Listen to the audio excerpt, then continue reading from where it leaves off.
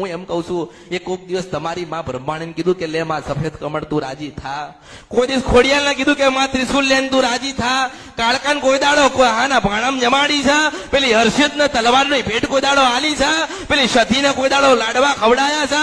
હું મેરડી છું આ કળિયુગમાં, તમારી કળિયુગમાં માતાઓ ના જગાડું તો મારા અવતારમાં ખોટ પડે. હું વર્ષપરા નદીને ગંધરફ્યા મેરડી છો. અસલ કાળકા કાહાના ભાણામ જમ. હજારો વર્ષો પહેલા ભગવાન શંકરે કાસાના ભાણામ જમાડી હતી. કાળકાન શું જમાડી હતી? કાળકાને કાહાના ભાણામ જમાડી હતી. કાળકા ગાવા આવી હતી. તોય જયારે રુદ્ર સ્વરૂપ લીધો ને તારે શંકર ભગવાન કાળકાના ચરણમાં શરણમાં પડી જવું પડ્યું તો તે ભગવતી કેટલી મોટી હશે, માં કેટલી શક્તિશાળી હશે. ભગવાન થી મોટો કોઈ નહીં. તો ભગવાન થી મોટો કોઈ નતો તો પછી મા કાળીના પગમાં શું કરે છે? કારણ કે આદ્યાશક્તિ પોતે છે.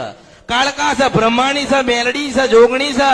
એના એક ને 1000 સ્વરૂપ છે. પણ ઓળખો, કોઈ કે વાણવટી, કોઈ કે સધીમાં, કોઈ કે જોગણીમાં, મેલડીમાં, ઝોપડીમાં, ખોડિયાલમાં, ચામુંડમાં, મોમાયમાં, મૂડી એકની માં. એટલે કોઈ માની પાછળ એવું જોયું કે માં કાળી હતી કે ધોળી હતી?